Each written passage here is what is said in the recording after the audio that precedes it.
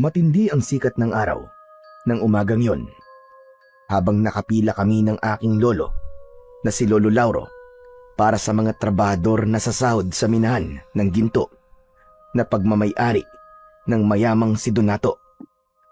Nasa unahan naming lahat si Donato. Nakaupo siya habang may lamesa sa kanyang harapan. Masusi niyang tinitignan ang kanyang notebook kung saan nakasulat kung ilang araw at ilang oras pumasok ang isang trabahador. Ang trabaho namin ni Lolo Lauro sa minahan ay kami ang naghatid ng ginto sa mga taong bumibili ng ginto kay Donato sa iba't ibang baryo. Nakangiti akong tumingin kay Lolo Lauro at hinawakan ko siya sa braso. Lolo, hindi po ba malaki po ang sasahurin natin ngayon? Tama ka, Eugene. Hindi tayo lumiban kahit isang araw sa loob ng isang buwan. Pasensya ka na nga pala kung kailangan natin magtrabaho ng walang pahinga. Dahil kailangan na nating matubos sa bangko yung pagkakasanla ng lupa natin. Pero huwag kang mag-alala kasi malapit na tayo matapos sa pagbabayad doon. Sana nga po matapos na po tayo sa pagbabayad sa bangko para makabalik na po ako sa pag-aaral. Kaunting tiis na lamang, apo, at makakapag-aral ka na ulit. Hindi ako papayag na hindi ka makakapagtapos kahit high school man lang. Ayokong habang buhay ka nagtatrabaho rito sa minahan. Pero Lolo, mabibili na po ba natin yung nakita kong laruan truck sa bayan? Yung sinabi ko po sa inyo na gusto ko? Aba, oo naman. Sa Biyernes ay magpupunta tayo sa bayan. Pagkatapos nating magbayad sa bangko, ay bibili na natin yung truck na laruan mo. Yay! Salamat po, Lolo. Talagang gusto ko po mabili yung truck-truckan na yun eh. Hindi nawala ang ngiti sa labi ko matapos sabihin ng lolo ko na bibili na namin yung laruan na matagal ko nang gustong-gusto. Ganyan talaga si Lolo Lauro. Kahit mahirap lang kami, ay humahanap pa rin siya ng paraan para maibigay ang mga gusto ko bilang isang batang musmos. Pero hindi ko naman siya pinipilit kapag hindi niya talaga kaya. Naiintindihan ko kasi ang buhay na meron kami. Bago ang luho ko, kagaya ng mga laruan, ay inuuna muna namin ang mga talagang kailangan namin, lalong-lalo na ang pagkain. Nang kami na ang nasa harapan, ay sandali kaming tinignan ni Donato. Tinignan niya ang kanyang notebook at humithit siya sa tabako niya. Aba! Totoo ba ito? Wala pala kayong absent na maglolo, ha? Yan! Ganyan ang gusto ko. Magsipag kayo sa pagtatrabaho sa akin. Kung kinakailangan na huwag kayo magpapahinga, ay gawin nyo! Kailangan kasi namin magsipag nitong si Eugene, Donato. Dapat ay matapos na namin ngayong taon ang pagbabayad sa bangko sa lupa naming nakasanla upang hindi yun mahila. Bakit kasi hindi ka nalang umutang ulit sa akin eh? Gaya ng ginawa mo nung nagkasakit ang asawa mo, hindi ba? Saka na lang siguro kapag nabayaran na namin yun sa bangko. Ikaw ang bahala. Ako naman nag-aalok lang ng tulong. Oh, eto sahod yung dalawa. Kinuha ni Lolo Lauro ang puting sobre na inabot ni Donato. Inilabas ni Lolo ang perang nasa loob ng sobre at binilang niya yon. Napansin ko ang pagbakas ng pagkabahala sa muka ni Lolo. Teka, sandali lang, Donato. Bakit kulang itong sahod namin ng apo ko? Anong kulang ang sinasabi mo? Bilangin mo kasi ulit at baka nagkamali ka lang. Ang tanda-tanda mo na hindi ka pa yata marunong magbilang ng tama. Sigurado ako, Donato, kulang ito. Halos kalahati ng dapat ay sahod namin ang kulang. Ah, yun ba? Binawas ko na kasi yung konting kulang mo sa idutang mo sa akin dati. Para naman makabawas ka ng utang. Ayaw mo ba nun? Ginawan pa kita ng pabor. Pero kinausap na kita noong nakaraang linggo. At sinabi ko sa'yo na baka pwedeng wag mo munang ibawas sa sahod namin yung pambayad ko sa utang ko sa iyo. At sabi ko ay tatapusin mo na namin ang pagbabayad ko sa bangko. Hindi ba't pumayag ka naman? Oo nga, pumayag ako. Pero hindi ba pwedeng magbago ang isip ko? Kailangan mo nang makabayad sa utang mo sa akin, Lauro. Lumalaki na rin ang tubo nun na ba? Baka pag tumagal, hindi nyo na mabayaran yun at mabaon pa kayo sa utang. Paniguradong habang buhay kayo magtatrabaho ng apo mo sa akin nang walang sinasahod. Pero Donato, tama na. Huwag ka nang umapila. Kayo na itong pinapasahod kayo pa ang marunong sa akin. Saka ang dami pang nakapila sa likod nyo. Hindi lang kayo ang pinapasahod ko. Sige na, sige na. Umalis na kayo at magtrabaho na kayo. Tinignan ko ng masama si Donato. Talagang hindi ko gusto ang ugali niya noon pa man. Kung may iba lang sana kaming papasukan na trabaho ni Lolo, ay hindi kami magtatrabaho sa minahan niya. Hindi lingid sa kaalaman ng lahat na masama talaga ang ugali ni Donato. Porke mas nakatataas siya sa aming lahat, ay akala niya ay pwede niya na kaming tratuin ng hindi maganda. Kapag may trabador sa minahan na nagkamali, kahit maliit na bagay, ay pinaparusahan niya gamit ang kanyang latigo. O kung hindi naman, ay hindi niya pinapasahod at hindi pinapakain. Madalas din na kahit gabi na, ay pinagtatrabaho niya ang mga minero, pero hindi niya dinadagdagan ang sahod.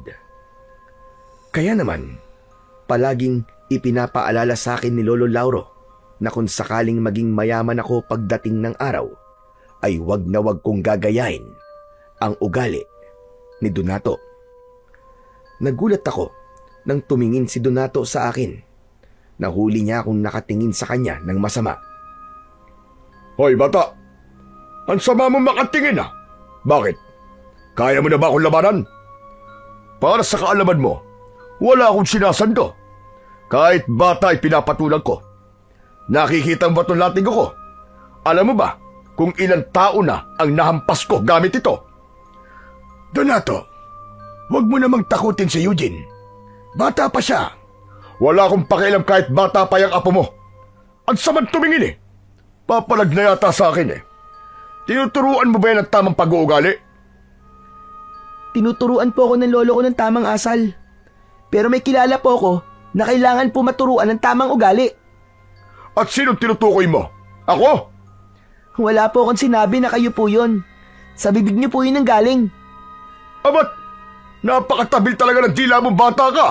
Hoy Lauro, pagsabihan mo yung apo mo ha. Kaya bata-bata pa eh.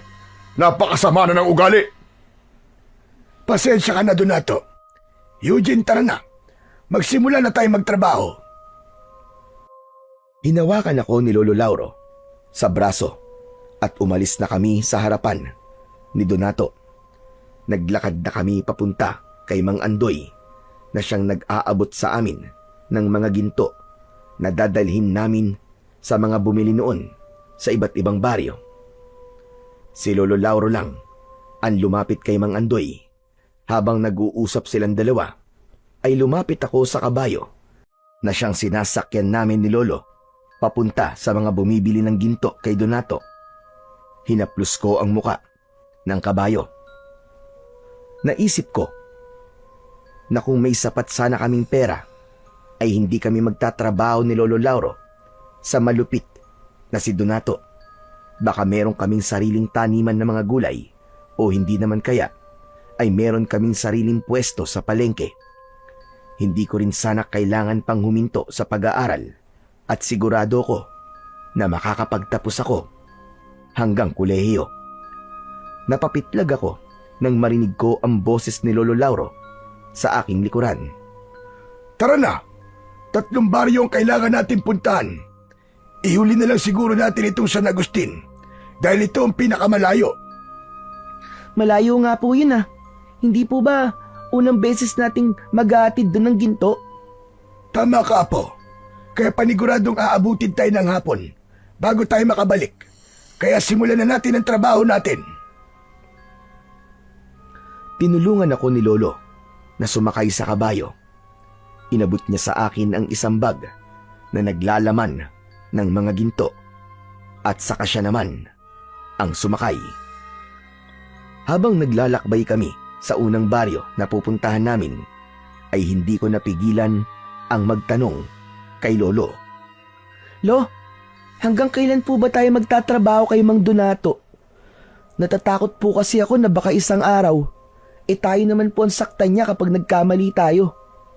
Hindi po ba ganun po ang ginagawa niya sa mga minerong nagkakamali? Hindi ko alam, Apo. Wala naman kasi tayong ibang mahahanap na trabaho. Lalo na ako. Hindi ako nakapagtapos kahit high school man lang. Nang matuto na akong magbasa, magsulat at magbilang, pinagtrabaho na kagad ako ng nanay ko. Basta gawin na lang natin ang maayos ang trabaho natin at sigurado ako na hindi naman tayo sasaktan ni Donato. Pero ganun po ba talaga, Lo, kapag mayaman? May karapatan na po kagad manakit ng ibang tao? Hindi, Apo. Walang kinalaman ng estado ng buhay ng isang tao sa kung paano niya dapat tratuin ng mga nakapaligid sa kanya. Sadyang ganun na kasi ang ugali ni Donato. Pero kahit paano, ay nauunawaan ko siya. Alam mo kasi, bata pa lang yan si Donato, ay nagtatrabaho na siya. Marami siyang pinasok na mabibigat na trabaho at karamihan sa mga trabahong yon ay nagkaroon siya ng hindi magandang karanasan. Gaya po ng ano, Lo? Yung nagtatrabaho siya, kahit ang sahod niya ay pagkain lang. Minsan nakikita ko rin siyang sinasaktan ng amo niya sa junk shop kung saan siya nagtrabaho nung binatilyo pa siya. Tapos ginagawa siyang laruan ng ibang trabador sa palengke. Kaya yung mga naranasan niyang hindi magaganda ay ginagawa niya sa mga taong nagtatrabaho sa kanya ngayon. Kumbaga yun ang paraan niya ng paghihiganti sa hindi magagandang naranasan niya nung mahirap pa siya. Pero Lo, yung mga trabahador po sa minero, hindi naman po sila nanakit kay Mang Donato, di ba? Bakit po silang ginagantian niya? Hindi ko rin alam, Apo. Pero ito ang tandaan mo. Hindi dahilan na inapi ka noon, kaya mang-aapi ka rin ngayon. Dapat nga ay maging maganda ang pagtrato mo sa kapwa mo kapag nakaranas ka ng mga naranasan ni Donato. Dahil alam mo ang pakiramdam ng tinatapak-tapakan. Kaya sana ay magising na si Donato na mali ang kanyang ginagawa. Nang mga panahong yon, may awa akong naramdaman para kay Donato matapos kong marinig ang kwento ng aking Lolo Lauro. Hindi ko kasi akalain na pinahirapan pala ng sobra si Donato noong kabataan niya. Pero tama naman si Lolo. Dapat ay hindi ginagawa ni Donato sa mga minero ang naranasan niya noon. Malinaw kasi na sa mga mas nakakababa sa kanya niya, ibinubunton ang galit niya sa mga taong nagpahirap sa kanya dati. Mabilis naming napuntahan ni Lolo Lauro ang unang 2 baryo dahil malapit lang ang mga yon. Naibigay din namin sa mga taong pagdadalhan namin ng ginto ang mga binili nilang ginto. Sandali lang kaming nagpahinga upang kainin ang baon naming pagkain dahil nakaramdam na kami ng gutom. Pagkatapos kumain ay nagsimula na kaming maglakbay papunta ng San Agustin. Tirik na tirik ang araw ng tanghaling yon. Kaya naman masakit yun sa balat.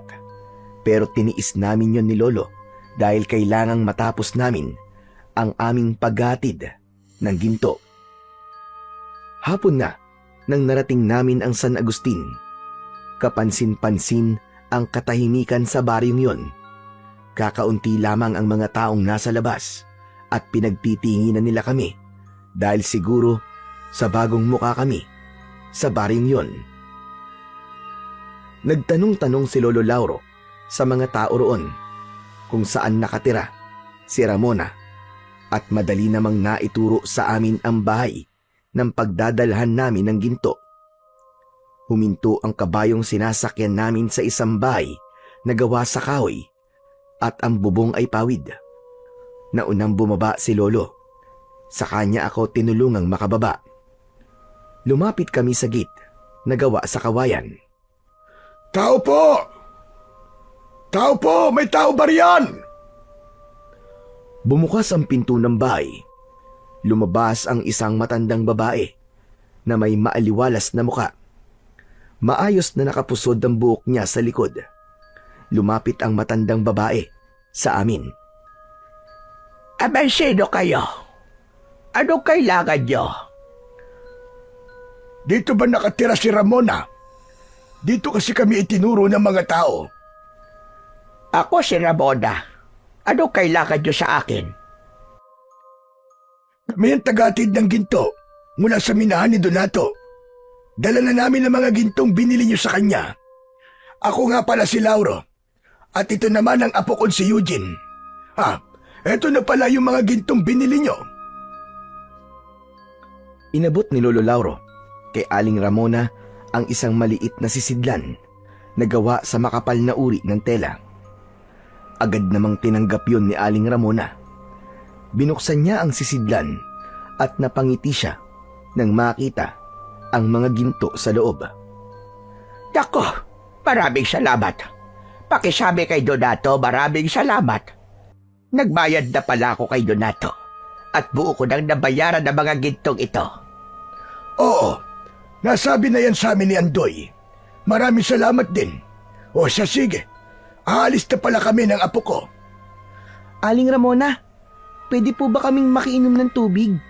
Kanina pa po kasi ako nauuhaw eh. Ang layo po kasi nitong baryo nyo, kaya naubos na po ang baon namin tubig. Abay, sige, walang problema. Sumunod kayo sa akin sa loob. Nako, nakakahiya ka talaga, bata ka. Kahit kailan ka talaga. Ayos lang yan. Mabuti nga at nagsasabi siya. Isa pa, tubig lang naman ang hinihingi niya. Inaya ulit kami ni Aling Ramona na pumasok sa bahay niya. Sumunod kami ni Lolo sa kanya. Pagpasok namin sa bahay ay nakita ko na maaliwalas ang loob nun. Simple ang pagkakaayos ng mga gamit at halatang masinop ang taong nakatira doon. Tinawag kami ni Aling Ramona sa kusina at itinuro niya sa amin ang water jug. Binigyan niya kami ng isang baso at nauna kong uminom. Matapos uminom ni Lolo ay kinausap ko ulit si Aling Ramona. Aling Ramona, pwede po bang lagyan nyo na rin po ang baonan namin ng tubig? Para naman po may maiinom kami habang pabalik po kami sa minahan. Walang problema, sige lang. Kumuha ka lang dyan ng tubig hanggat gusto mo. Habang nilalagyan ko ng tubig ang plastik na bote, ay narinig ko ang pag-uusap ni na Lolo Lauro at Aling Ramona. Pasensya na sa tanong ko. Pero ano palang ginagawa mo sa mga ginto, Ramona? Napansin ko kasi na sa lahat ng hinatiran namin ng ginto ay ikaw ang pinakamaraming binili. Yan ang negosyo ko.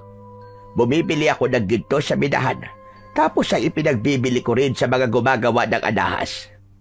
Nilalagyan ko ng konting tubo para meron naman akong kinikita kahit paano. Magandang negosyo nga yan, lalo na't mabilis tumaas ang presyo ng ginto. Taga rito ka ba talaga? Sa San Agustin? Hindi, Lauro. Sa ibang lugar talaga ako'y pinanganak. 5 taon pa lang ako dito sa San Agustin. At nagustuhan ko na rito, kaya dito ko na piniling manirahan. Ang pamilya mo pala, nasaan? Patay na lahat ng kapatid ko. Hindi naman ako nagkaroon ng asawa, kaya wala akong mga anak. Sa madaling salita, ay mag-isa lang ako sa buhay. Hindi ba malungkot kapag mag-isa? Sayang naman ang negosyo mo kung walang magmamana ng mga pinaghihirapan mo ngayon. Nako, sanay na akong mag-isa. Para sa akin, ay walang problema kahit wala akong kasama sa buhay. Dahil mas payapa nga ang ganon para sa akin. Saka kung sakaling mawala ako, wala na akong pakialam sa mga maiiwan kong pera o kayamanan.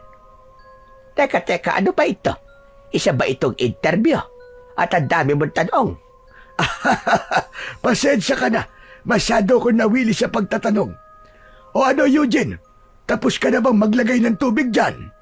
Kanina pa po, Lolo. Eh bakit hindi ka nagsasalita? Pambihirang batang ire. Kausap niyo po kasi si Aling Ramona eh. Hindi po ba sabi niyo po sa akin, wag po akong sisingit o makikisali sa usapan po ng mas nakatatanda sa akin? Nakakatuwa naman ang apo mo, Lauro. Mukhang maganda ang mga itinuturo mo sa kanya. Yan ang nag-iisa kong apo na si Eugene. Ang talagang ipinagmamalaki ko dahil napakabait niyang bata. Kaya nang mamatay ang aking asawa, ay hindi ako masyadong nalungkot dahil nandyan si Eugene. Kung ganon, ay balo ka na pala. Ganun na nga, Ramona. Alam mo na, binatang binata at walang sabit. O siya, sige, tutuloy na kami. Masyado na tayo napapasarap sa kwentuhan. Baka abutin na kami ng dilim sa daan. O sige, mag-iingat kayo. Oo nga pala. Dalhin nyo na itong mga tinapay para meron kayong makakain sa daan.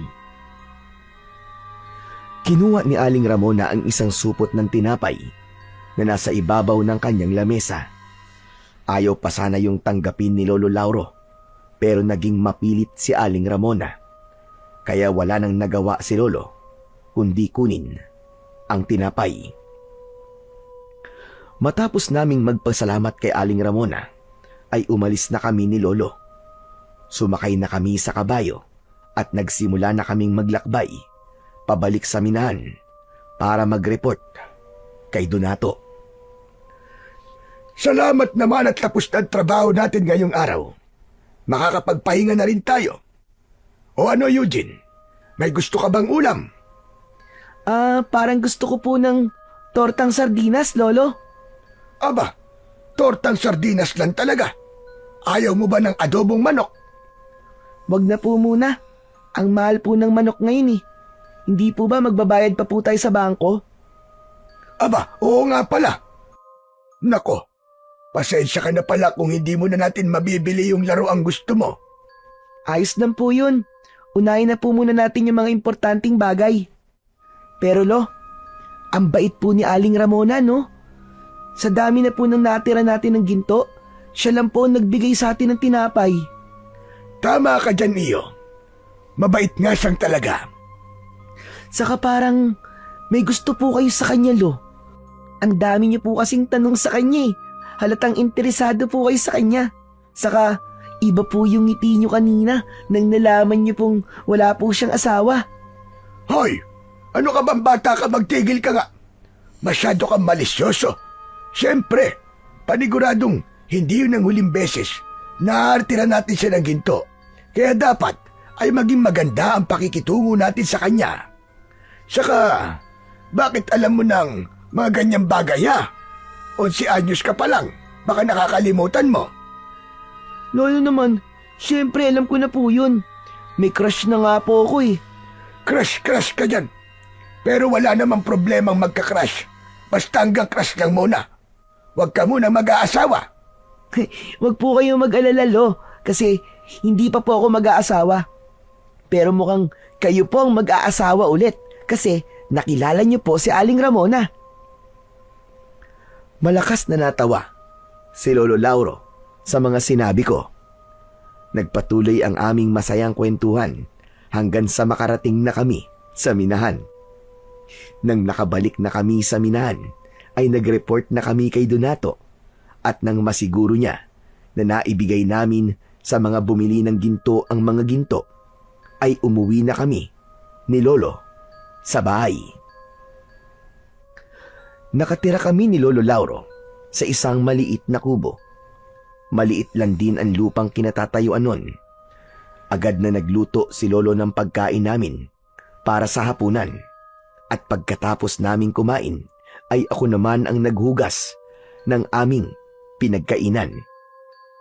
Eugene na po. Pagkatapos mo dyan ay sumunod ka sa akin sa likod ng bahay.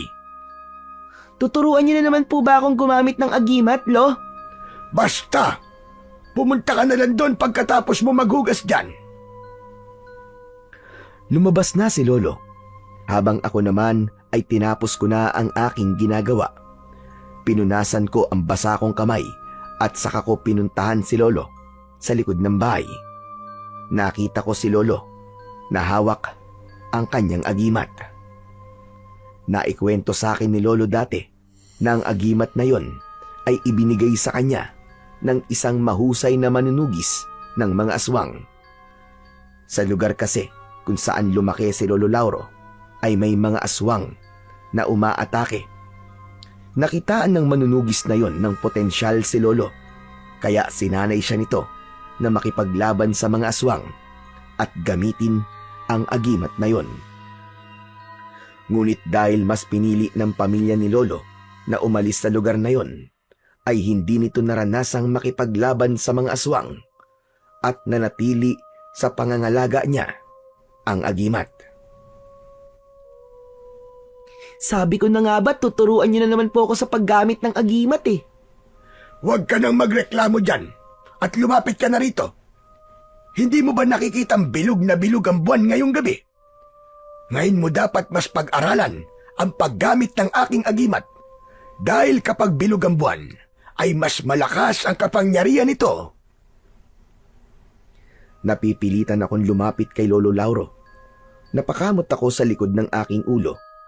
Kinuha niya ang isa kong kamay at ipinatong niya roon ang agimat. Ang agimat na nasa kamay mo ngayon, Apo, ay mabisang panlaban sa mga aswang. Bibigyan ka nito ng kakaibang husay at lakas sa pakikipaglaban sa mga kampon ng kadiliman, lalong-lalo na sa mga aswang. Pero Lolo Lauro, kailangan ko po ba talagang matutunan ng paggamit niyan?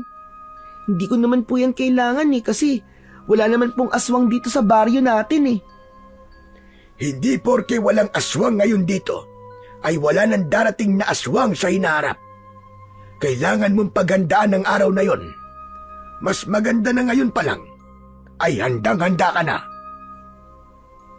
Bakit po hindi na lang po kayo ang gumamit niyan, Lo? Hindi po ba sa inyo naman po yan ibinigay ng manunugis na ikiniwento niyo po sa akin dati? Masyado na ako matanda para gamitin ko pa ito, Apo. Kaya naman naisip ko na ipamana ito sa'yo kapag alam mo na itong gamitin. Mas mapapakinabangan mo ito kaysa sa akin. Ngayon, ituturo ko sa iyo ang dasal na kailangan mong dasalin upang hindi mawala ang kapangyarihan ng agimat na ito. Tandaan mo, Apo, tuwing bilog lang ang buwan mo ito gagawin. Matapos yon, ay itinuro na sa akin ni Lolo Lauro ang dasal na sinasabi niya. Nahirapan ako dahil nasa wikang Latin ang dasal. Palagi akong nabubulol at namamali sa pagbigkas ng bawat salita. Pero naging matyaga si Lolo sa pagtuturo sa akin. Sinabi rin niya ang ibig sabihin ng dasal na yon upang mas maunawaan ko ang aking mga sinasabi. Kahit papano ay nasa ulo ko naman ang dasal matapos ang halos 1 oras na pagtuturo sa akin ni Lolo Lauro. Tinapos na niya ang pagtuturo at bumalik na kami sa loob ng aming kubo. Inayos na ni Lolo ang aming tutulugan habang pinanonood ko siya. Lolo, hindi po ba talaga kayo nakipaglaban sa mga aswang dati kahit 1 beses? Hindi, Apo. Bago kasi ako sumabak sa pakikipaglaban noon, ay umalis na kami ng pamilya ko sa baryo namin dahil natatakot na sila sa hindi magagandang nangyayari roon. Ayoko nga sanang umalis dahil ang gusto ko ay tulungan ng manunugis na nagsanay sa akin sa pakikipaglaban sa mga aswang. Pero naisip ko na mas piliin ang desisyon ng aking pamilya. Kaya niyo po ba ako sinasanay para ako po ang gumawa ng hindi niyo po nagawa noon? Parang ganun na nga. Pero sana ay huwag mong magamit ang agimat. Talagang gusto lang kitang maging handa sa mga pwedeng mangyari, Apo. Hindi natin hawak ang kinabukasan. Kaya't mas maigi na paghandaan ang mga ganung bagay. Kaya sana, Apo, huwag kang tamarin kapag tinuturuan kitang gamitin ang agimat. Naiintindihan ko na po. Sorry po, Lo kung palagi po akong tinatamad kapag tinuturuan niyo po ako. Pero pangako po, simula po ngayon ay seseryosohin ko na po ang mga ituturo niyo sa akin. Mabuti naman kung ganun. Halika na, matulog na tayo at maaga pa tayo bukas. Bago kami humiga ni Lolo, ay nagdasal muna kaming dalawa. Ipinagdasal ko na sana ay humaba pa ang buhay ni Lolo Lauro dahil gusto ko pa siyang makasama kapag nakakaangat na ako sa buhay. Gusto kong bumawi sa lahat ng sakripisyo niya at pagmamahal niya para sa akin. Hindi ko rin kinalimutang ipagdasal ang kaluluwa ng aking nanay at tatay na matagal nang pumanaw. Kinabukasan, pagkagising namin ay sabay kaming nag-almusal ni Lolo Lauro. Naligo kami ng mabilis at naglakad na kami papunta sa minahan. Pagdating namin doon ay nagtaka kami dahil nagkakagulo ang mga minero. Lumapit kami sa kanila at nagimbal kami ni Lolo nang malaman namin na ang pinagkakaguluhan ay ang 2 bangkay ng minero. Kalunos-lunos ang itsura nila dahil halos maligo na sila sa sarili nilang dugo. Parehas silang may kagat sa leeg at wakwak ang dibdib. Mabilis na tinakpan ni Lolo Lauro ang mga mata ko gamit ang kanyang kamay. Pero huli na dahil nakita ko na ang mga bangkay. Hanggang sa dumating na si Donato, pinatabi niya ang mga minero upang makita niya ang 2 bangkay. Sino ang pumatay sa mga trabahador ko? Boss, hindi po namin alam eh. Nakita lang po namin ang katawan nila pagdating namin dito. Pero tumawag na po kami ng mga pulis, boss. Maaabala ang negosyo ko sa mga pulis na yan. Paniguradong pahihintuin nila ang ating operasyon ng ilang araw dahil mag-iimbestiga sila rito. Bakit kasi dito pa pinatay ang 2 yan? Wisit talaga! Bakit po parang mas iniisip niyo pa po ang minahan, Mang Donato? Hindi po ba dapat lang po na magkaroon po ng investigasyon para malaman po at mapanagot kung sino pong pumatay sa mga minero? Eugene, tumahimik ka po. Talagang hinuhuli mo ang pikakong bata ka. Hinihingi ko ba ang opinyon mo? Ano naman kung iniisip ko ang aking minahan kaysa sa kung anong bagay?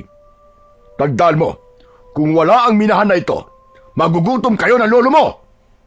Apo, huwag ka na sumagot. Donato, pagpasensyaan mo na si Eugene. Hindi niya alam ang kanya sinasabi. Bata pa kasi siya. Bata. May bata bang ganyan sumagot? Sinasayang niyo ang oras ko.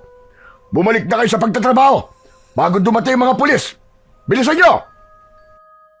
Hindi ako makapaniwala na nagawa pang pagtrabahuin ni Donato ang mga minero kahit may mga pinatay na sa minahan. Pero dahil mga trabador lang kami, ay wala na kaming nagawa kundi sundin si Donato.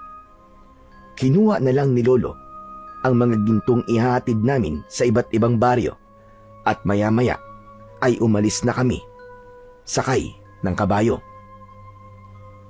Habang naglalakbay ay hindi maalis sa utak ko ang itsura ng 2 bangkay na natagpuan sa loob ng minahan. Hindi ko akalain na may taong kayang gumawa ng ganong karumal-dumal na pagpatay. Eugene na po, ayoko nang uulitin mo yung ginawa mo kanina ha. Hindi mo dapat sinasagot ng pabalang si Donato, lalo na't mas matanda siya sa iyo. Sorry po, Lolo. Alam ko pong mali po ang ginawa ko pero hindi ko po kasi nagustuhan yung sinabi ni Mang Donato eh. Halata po kasi na mas iniisip pa niyang negosyo niya kesa sa 2 patay na minero. Ganyan din naman ang nararamdaman ko sa sinabi ni Donato. Pero ipapaalala ko lang sa'yo na amo natin si Donato at tayo ay isa lamang sa mga tauhan niya. Siya ang nagpapasahod sa ating 2 apo. Hindi ka ba natatakot na baka mawalan tayo ng pagkakakitaan kapag napuno na sa'yo si Donato dahil sa pagsagot-sagot mo sa kanya? Tandaan mo na wala na tayong mahanap na ibang trabaho kapag naalis tayo sa minahan.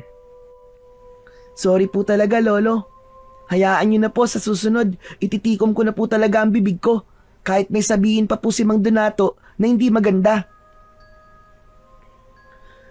Lumipas ang ilang araw at palagi kong nakikita sa minahan ang mga pulis na nag-iimbestiga.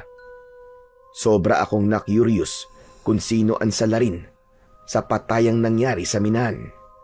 At sa kabila ng pangyayaring yon, ay hindi ko nakitaan si Donato na gusto niyang marisolba ang kasong yon. Narinig ko na lang na binayaran ni Donato ang mga pulis upang tumigil na ang mga yon sa pag-iimbestiga. Alam ko na ginawa ni Donato upang bumalik na ang minahan sa normal nitong operasyon. Isang gabi, habang kumakain kami ng hapunan, ay nagtanong ako kay Lolo Lauro. Lolo, hindi po ba tapos na po yung investigasyon sa 2 pinatay sa minahan? Ano po palang resulta ng pag-iimbestiga po ng mga pulis doon? Narinig ko sa mga minero na base sa mga ebidensya ay inatake ng mababangis na hayop ang 2 minero. Kaya po bang gawin ng mabangis na hayop ang ganung pagpatay, Lo? Hindi ko rin alam, Apo. Ang sabi ng ibang minero ay binayaran daw ni Donato ang mga pulis para ganun ang kalabasan ng investigasyon. Ayaw kasi ni Donato na humaba pa ang pag-iimbestiga ng mga pulis dahil naaabala ang trabaho sa minahan. Hanip, grabe po talaga si Mang Donato, no? Para pong imposibleng mabangis na hayop lang ang pumatay dun sa mga minero eh. Nakakaawa naman po sila dahil mukhang hindi sila mabibigyan ng hustisya. Wala na tayong magagawa pagdating sa bagay na yan, Apo. Pinagalaw na ni Donato ang pera niya, kaya paniguradong hanggang doon na lamang ang mangyayaring investigasyon.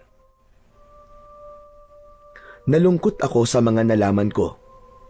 Doon ko napatunayan na iba talaga kapag maraming pera ang isang tao. Nagagawa nito ang kahit na ano, kahit pa ang pinaka-imposibleng bagay.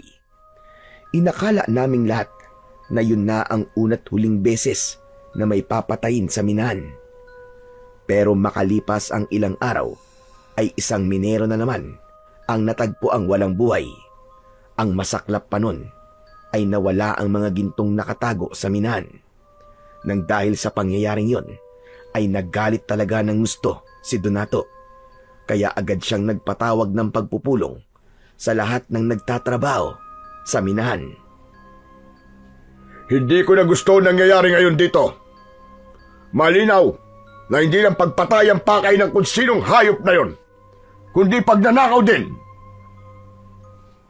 Ibig po bang sabihin ay mga mababangis na hayop po nagnakaw sa mga ginto?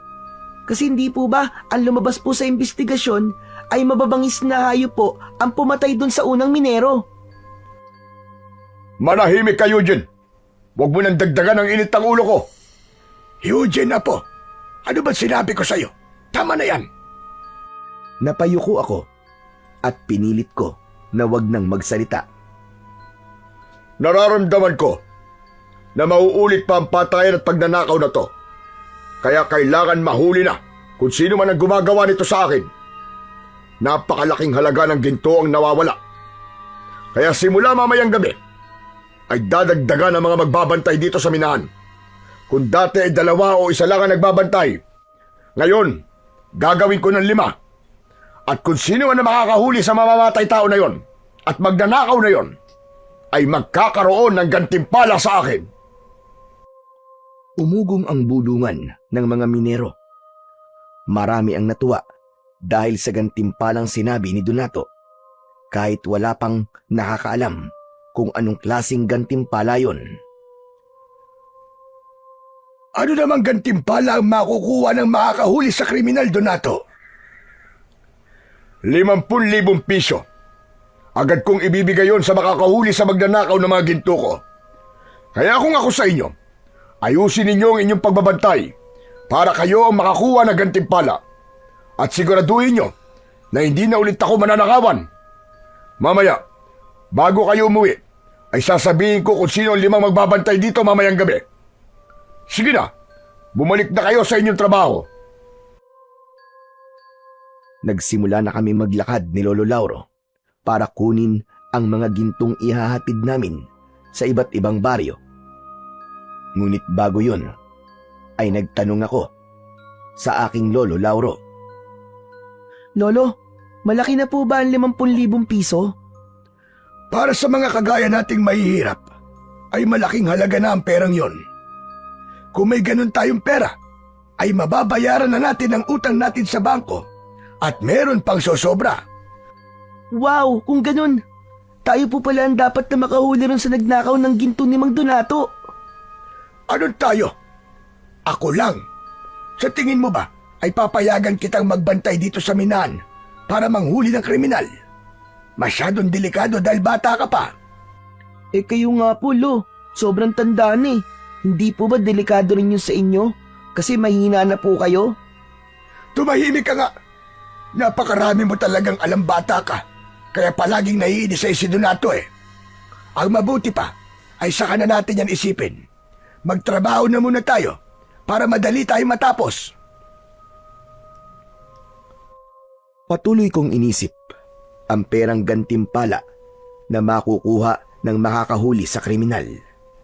Naisip ko na kung isa sa amin ni Lolo ang makakakuha ng perang yon, ay napakalaki ng magiging pagbabago sa aming buhay. Nang araw na yon ay isa si Aling Ramona sa mga pinagdalhan namin ng ginto. Napansin ko ang pagniningning ng mga mata ni Lolo Lauro nang makita nito ang matandang babae na si Aling Ramona. Pinigilan ko ang sarili ko na tuksuin siya dahil alam ko na mapapahiya siya dahil nasa harapan namin si Aling Ramona. Aba, Ramona, mukhang mas marami ang gintong binili mo ngayon ah. Kailangan kasi na mas maraming ginto na mga bumibili sa akin. Isa pa, ilang araw din akong hindi nakabili kay Donato. Kaya sinadya ko damihan ngayon. Ah, oo nga pala. Nagluto ako ng maruya. Baka gusto nyo magmerienda muna. Aba, hindi ko tatanggihan yan kasi nagugutom na kami ng apo ko. Maraming salamat sa iyo, Ramona. Sus, hindi po ba kumain na po tayo ng banana Q kanina lang? Nagmerienda na ba kayo? Ay, oo, pero gutom pa rin kami. Kung gano'n ay sumunod na kayo sa akin sa loob. Matamis na ngumiti sa amin si Aling Ramona. Pagpasok namin sa bahay niya, ay dumiretso kami sa kusina. Inihain niya ang mga maruya at maya-maya pa ay nagsimula na kaming kumain. Oo nga pala. Hindi ka ba naiinip dito? Lalo na't mag-isa ka lang. Hindi naman. Gaya na sinabi ko sa inyo noon, ay sanay na akong mag-isa. Saka may pinaglilibangan ako. Nag-aalaga ako ng iba't ibang halaman na namumulaklak. Talaga? Pwede ko bang makita ang bulaklak mo? Ang mga bulaklak. Oo naman. Alam mo, ngayon lang may nagka-interes na makita ang mga tanim kong bulaklak. Halika, samahan mo ako sa likod. Doon nakatanim ang aking mga bulaklak. Ikaw ba, Eugene? Gusto mo ba sumapa? Hindi na po. Dito na lang po ako at kakain pa po ako eh. Ang sarap po kasi ng maruya nyo eh. Huwag kang malikot dito ha. Saka, huwag kang makikialam ng gamit dito. Opo, Lolo. Matapos yun, ay magkasama ng lumabas sina Lolo Lauro at Aling Ramona. Napailing ako habang nakangiti. Si Lolo talaga, oo. Pumapag-ibig. Ipinagpatuloy ko ang pagkain ng maruya. Ang totoo ay kulang sa akin ng banana Q na kinain namin ni Lolo kanina, kaya medyo gutom pa rin ako. Iginala ko ang mata ko sa kabuuan ng bahay ni Aling Ramona. Para sa isang tao ay masyado yung malaki. Hanggang sa nakita ko ang isang pinto na nakaawang. Tumitig ako roon ng matagal at hindi ko alam kung bakit parang may kung anong enerhiya ang humihila sa akin papunta roon. Hindi ako pwedeng makialam ng mga gamit dito. Mapapagalitan ako ni Lolo kapag nahuli niya ako. Pero Ano kayang meron sa kwartong yun? Bahala na nga, bibilisan ko na lang. Inubos ko muna ang maruyang hawak ko at saka ako tumayo. Lumapit ako sa nakaawang na pinto at dahan-dahan ko yung binuksan. Nanlaki ang mga mata ko sa nakita ko roon. Meron doong isang ribulto na gawa sa itim na bato. Nakakatakot ang itsura ng ribulto. Para yung isang halimaw na may dalawang malalaking sungay. Nakalabas ang matutulis ng mga ngipin at tila nanlilisik ang mga mata. Sa paanan ng ribulto ay merong napakaraming ginto. Kinilabutan ako ng matindi sa ribultong yun. Pakiramdam ko ay buhay yun at parang nakatingin yun sa akin. Nagulat na lang ako nang pumasok si Aling Ramona. Kitang-kita ko ang galit na rumihistro sa kanyang muka. Mabilis siyang lumapit sa akin at itinulak niya ako papalayo sa pinto. Malakas niyang isinarado ang pinto at bumaling siya sa akin. Bakit mo binuksan ang pintong ito? Naku, pasensya na po, Aling Ramona. Nakita ko po kasi nakabukas ng konti yung pinto, kaya lumapit po ako. Kahit na pa wala ka sa sarili mong pamamahay. Wala kang karapatan na hawakan o galawin ang mga gamit na narito nang wala akong pahintulot.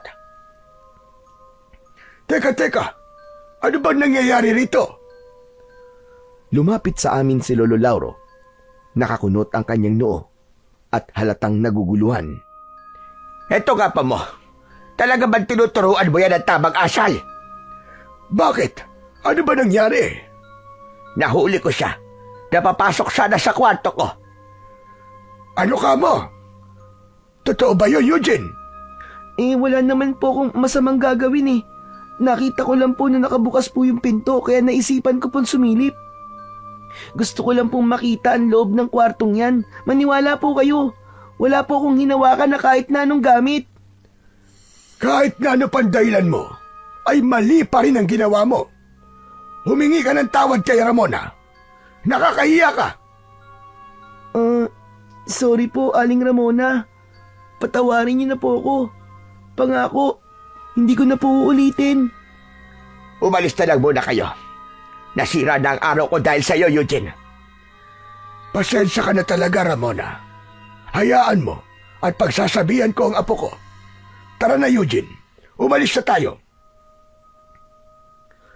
Labis ang hiyang naramdaman ko ng mga sandaling yon, lalong-lalo na kay Aling Ramona. Naintindihan ko kung bakit niya ako sinigawan dahil may nagawa akong mali sa loob ng bahay niya. Pagkasakay namin ni Lolo sa kabayo ay nagsimula na kaming maglakbay pabalik sa minahan. Pinagsabihan na kita. Ang sabi ko, huwag kang makikialam. Tignan mo nangyari ngayon. Nagalit patuloy si Ramona sa atin. Sigurado ako na magbabago na ang tingin niya sa atin. Baka isipin pa niya na tinuturuan kita sa ganung bagay. Sorry po talaga, Lolo Lauro. Gusto ko lang po kasi na makita yung loob ng kwarto eh. Wala naman po akong balak na makialam sa mga gamit ni Aling Ramona. Kahit na anong paliwanag mo, ay maling-mali pa rin ang ginawa mo. Hayaan niyo po at sa susunod, hindi ko na po yung gagawin. Mabuti sana kung meron pang susunod. Sigurado ako na dahil sa ginawa mo, ay hindi na tayo papapasukin ni Ramona sa bahay niya. Kung kailan naman nagiging malapit na kami sa isa't isa, ay saka kapag gumawa ng kabalbalan. Bakit po, Lolo? Liligawan niyo na po ba si Aling Ramona? Rumigil ka. Liligawan. Puro ka ganyan. Ang isipin mo ay ang ginawa mong kasalanan. Alam ko naman po yun, Lo eh. Pero Lolo, alam niyo po bang may nakita po akong kakaiba sa loob po ng kwarto ni Aling Ramona? At ano naman ang nakita mo roong pakialam merong bata ka? Meron pong nakakatakot na ribulto, para pong demonyo yung itsura. Nakakatakot po talaga kasi para po siyang buhay eh. Tapos po sa paanan po ng ribulto na yon, napakarami pong mga ginto. At bakit naman magkakaroon ng ganung ribulto si Ramona sa bahay niya, aber? Aba, malay ko po. Ano po kaya kung itanong niyo po sa kanya? Eh di mas lalo yung nagalit sa atin kapag ginawa ko yung sinasabi mo. Pero, Bakit nga po kaya may ganung ribulto si Aling Ramona, no? Hindi po kaya sumasamba po siya sa dyablo? Ano ba naman yan lumalabas sa bunganga mo, Eugene? Kung ano-ano na lang ang naiisip mong bata ka. Paano naman sasamba sa dyablo si Ramona? Napakabait ng tao. Huwag kang ang ganyan mag-isip. Nakakita ka lang ng nakakatakot na ribulto sa bahay ni Ramona pag-iisipan mo na kagad siya ng masama. Basta, kung sakaling papasukin ulit tayo ni Ramona sa bahay niya, ay huwag mo nang uulitin ang ginawa mo kanina. Nagkakaintindihan ba tayo? Opo, Lo. Pangako po. Habang patuloy kaming naglalakbay pabalik sa minahan, ay hindi pa rin maalis-alis sa isip ko ang ribultong nakita ko sa bahay ni Aling Ramona. Bigla akong kinilabutan dahil pakiramdam ko hanggang sa sandaling yon ay nakatingin pa rin yun sa akin. Nakabalik na kami ni Lolo Lauro sa minahan. Nang oras na yon ay naghahanda na sa pag-uwi ang mga minero dahil tapos na sila sa kanilang trabaho. Pero kagaya ng sinabi ni Donato ay sasabihin ito kung sino ang 5 trabahador na magbabantay sa minahan sa gabing yon. Nagtipon kaming lahat sa iisang pwesto. Hindi nagtagal ay tumayo na si Donato sa aming harapan. Ngayon, sasabihin ko na kung sino ang 5 magbabantay ngayong gabi. Hindi kayo pwedeng umangal dahil darating din naman ang gabi na pilit kayong magbabantay. Ang mga napili ko para sa gabing ito ay Sinamulong, Andoy, Atong, at ikaw, Lauro. Eugene, ikaw na muna ang bahala sa bahay. Marunong ka naman magluto, hindi ba? Sandali. 4 pa lang yon. At ang pang-5 ay si Eugene. Sandali lang, Donato. Bakit kasama si Eugene sa mga magbabantay mamayang gabi? Masyadong mapanganib para sa kanya ang gagawin namin pagbabantay. Dahil masyado pa siyang bata. Pwede bang pumili ka na lamang ng iba? Hindi ka ba marunong umintindi, ha? Ang sabi ko, hindi kayo pwedeng umangal. Pero bata pa ang apo ko, Donato. Hindi ako pumapayag sa gusto mong ipagawa sa kanya. At bakit hindi? Trabahador ko rin ang apo mo. O sige.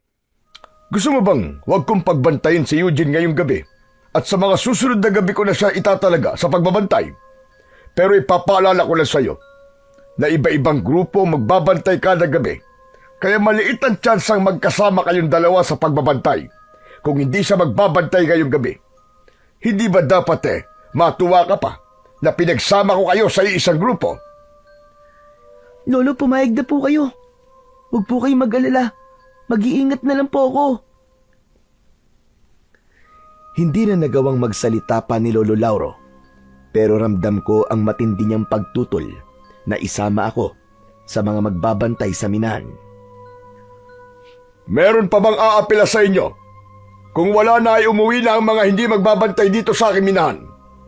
Habang ang 5 nakatalagang magbabantay ay maiiwan at gawin ninyo ang trabaho ninyo ngayong gabi. Gawin nyo ang lahat para mahuli nyo ang nagnakaw ng mga ginto ko. Nagsimula ng mag-alisan ang ibang mga minero. Naiwan kami ni Lolo kasama ang 3 pang kasama namin sa grupong magbabantay sa minahan para sa gabing yun. Paalis na sana si Donato pero mabilis yung nilapitan ni Lolo Lauro. Donato, nakikiusap ako sa iyo. Huwag mo nang isali si Eugene sa mga nagbabantay. Bata pa siya at hindi pa natin alam kung ano pa ang kayang gawin ng pumapatay sa mga minero at nagnakaw sa ginto mo. Gaya na sinabi ko, wala akong pakialam kahit bata pa si Eugene. Nagtatrabaho siya sa akin at kailangan kong maging patas sa lahat ng mga trabahador. Ayaw mo ba nun? Mas malaki ang tsansa niyong mahuli ang mamamatay tao at magnanakaw ng ginto. Dahil 2 kayo, mas malaki ang tsansang kayo ang makakakuha ng gantimpala. Aanhin ko naman ang gantimpala kung mapapahamak naman ang aking apo. Madali naman akong kausap. Kung ayaw mong isama ko si Eugene sa mga magbabantay, ay umalis na kayo rito sa aking minahan at maghanap na kayo ng ibang trabaho. Hindi naman namin kayang gawin yon. Ito lang ang trabaho ang alam namin. Kung hindi nyo naman pala kayang mawalan ng trabaho, sundin nyo na lang ako. Dahil kapag ako napuno sa inyo ng apo mo, ako mismo magsisisante sa inyong dalawa. Nagkakaintindihan ba tayo, Lauro? Napipilitang tumango si Lolo. Matapos yun, ay umalis na si Donato. Agad kong nilapitan si Lolo Lauro at sinabi ko sa kanya na huwag siyang mag-alala dahil gagawin ko ang lahat para walang masamang mangyari sa akin sa gabing yun. May iniwang pagkain naman si Donato para sa aming 5 na magbabantay sa minahan. Matapos naming kumain, ay nagsimula na kaming pumili ng aming pepwestuhan. Nagpresenta si Lolo Lauro na kami ang magbabantay sa mga ginto sa mismong loob ng minahan. Alam ko na pinili ni Lolo ang pwestong yon dahil mas ligtas kami roon kesa kapag nasa labas kami. Hindi ko talaga alam kung anong puso meron ng Donato na yon. Pati ba naman ng batang kagaya mo ay isinama niya sa pagbabantay at paghuli sa isang kriminal? Lo, wala naman po tayong magagawa eh. Sabi niyo nga po, amo po natin si Mang Donato at trabador niya lang po tayo. Kaya kailangan natin sundin kung ano po ang sabihin at iuutos niya. Pero sobra na to. Masyado na itong hindi makatao. Sana talaga ay dumating ang araw na magbabago pa siya. Parang hindi na po mangyayari yun, Lo. Parang hanggang sa kabilang buhay po eh. Masama pa rin po ang ugali niya eh. Ewan ko po. Pero darating ang araw na makakahanap din ng katapat niyang si Donato. Oo nga pala. Dito ka lang sa loob at huwag kang lalabas ha. Pupuntahan ko lang mga kasama natin para kumustahin sila. Nang lumabas si Lolo Lauro, ay naglakad-lakad ako sa loob ng minahan. Bihira kasi akong makapasok doon, kaya sinulit ko na ang pagkakataon na naroon ako. Tinignan ko ang mga kagamitan ng minero. Kinuha ko ang isang piko at agad ko rin yung binitiwan dahil napakabigat nun. Naglakad-lakad pa ako hanggang sa may nakita kong kumikislap na bagay sa lupa. Dinampot ko yun at nalaman ko na isa yung ginto na halos kasing laki ng aking hinlalaki. Namangha ako dahil hugis puso ang ginto. Nang marinig ko ang pagtawag ni Lolo Lauro sa pangalan ko, ay nagmamadali akong bumalik sa kinaroroonan ko kanina. Saan ka ba nagpunta? Hindi ba sabi ko dito ka lang? Hindi naman po ako lumabas eh. Pero Lo, tignan niyo po tong gintong nakita ko. Parang inukit po siya kasi hugis puso po. Saan mo nakita yan? Napulot ko po habang naglalakad-lakad ako. Malapit po ron sa lagayan ng mga gamit ng minero. Nako, isama mo yan sa mga gintong nakatabi. Baka nalaglag lang yan.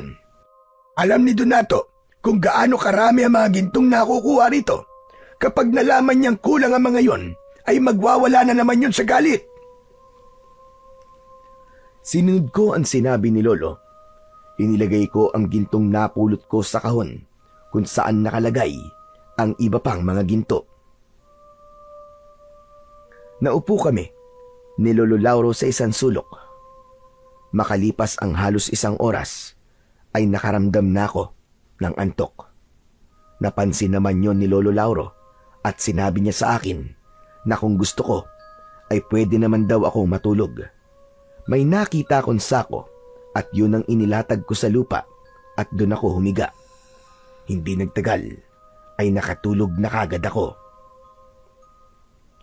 Ngunit hindi pa man ako nagtatagal sa pagtulog nang nagising ako dahil sa pagsigaw ng mga kasama namin sa labas. Napabalikwas ako at nagtaka ko dahil palabas na si Lolo habang may dala siyang itak. Lolo, saan po kayo pupunta? Dito ka lang at kahit na anong mangyari, ay huwag kang lalabas. Ha? Bakit po? Ano po ba nangyayari? Basta, sundin mo na lang ang sinabi ko. Dito ka lang.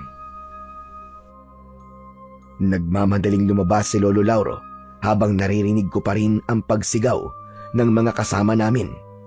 Kinabahan ako dahil yung klase ng pagsigaw nila ay parang dahil sa labis na takot.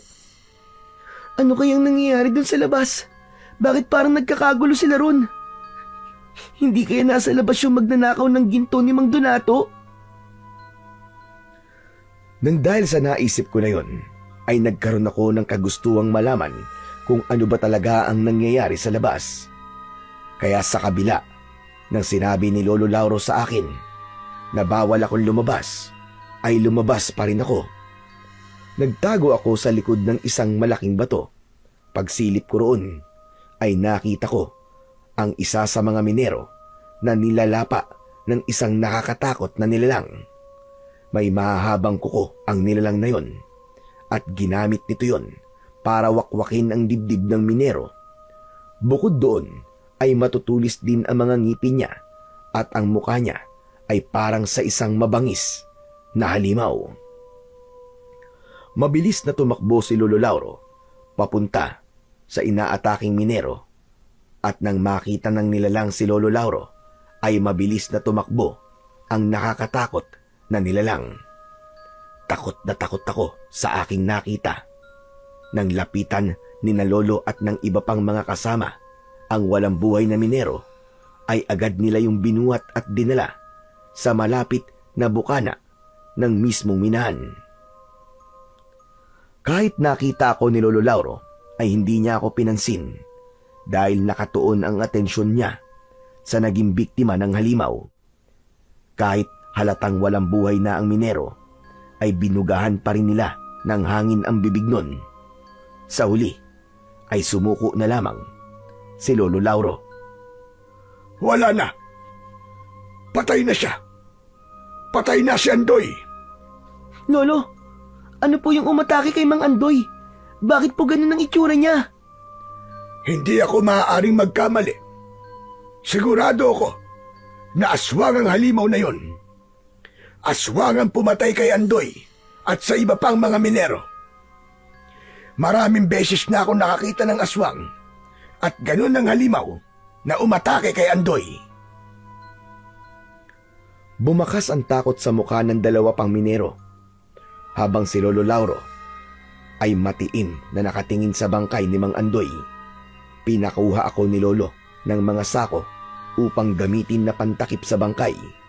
Matapos yun, ay patuloy kaming nagbantay dahil natakot kami na baka muling bumalik yung aswang.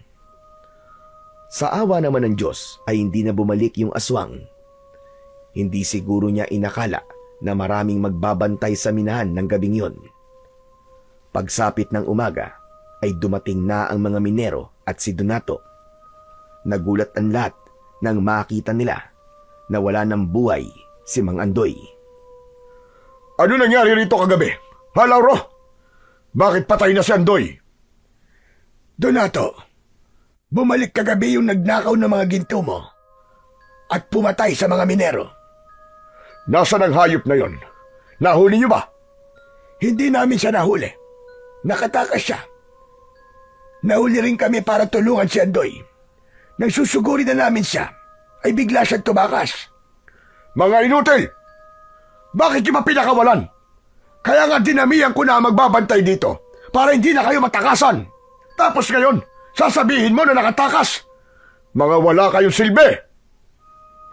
Kahit 5 kami rito, hindi namin siya kayang labanan kahit mag-isa lang siya. Dahil isa siyang aswang. Isang aswang ang pumatay sa mga minero.